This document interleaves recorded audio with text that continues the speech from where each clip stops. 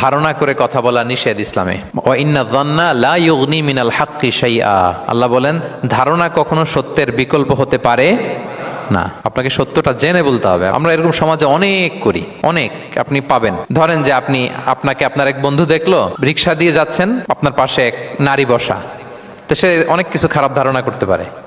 এরকম হয় না সমাজে? এমন হতে পারে যে আপনি আপনার ছোট বোনকে নিয়ে বেরিয়েছেন, হতে পারে না? কিন্তু আপনি তো একটা ধারণা করে ফেললেন অন্য কিছু। বা আপনার ভাগ্নিকে নিয়ে বের হয়েছেন, আপনার আপন খালাকে নিয়ে বেরিয়েছেন কোনো কাজে, ডাক্তারের কাছে বা কিছু একটা হতে পারে। কিন্তু তাকে দেখেই আমি এদিক সেদিক বলতে আরম্ভ করলাম যে ওকে তো দেখছি এরকম এরকম এরকম, আছে না নাই? আমাদের সমাজে আমি দেখেছি যে কারো যদি ঠোঁট কালো হয় তো মানুষ ধারণা করে নেয় লোকটা মনে হয় সিগারেট খায়।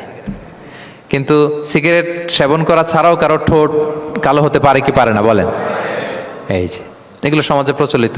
বিয়ে করার পর ইমিডিয়েট যদি কেউ একটা গাড়ি কিনে বা হুন্ডা কিনে, এটা কি বলে বলেন তো? এই বোধহয় শ্বশুর বাড়ি থেকে যৌতুক নিয়ে আসছে। দেখছেন, এরকম ভুরি ভুরি আপনি সমাজে পাবেন। আন্দাজে ধারণার উপরে আমরা অনেক কথা বলে ফেলি, কিন্তু নিশ্চিত না হয়ে আপনি কোনো কমেন্টসে যেতে পারবেন না, এটা একেবারে নিষেধ। প্লিজ এই ভিডিওটি শেয়ার করে দিন।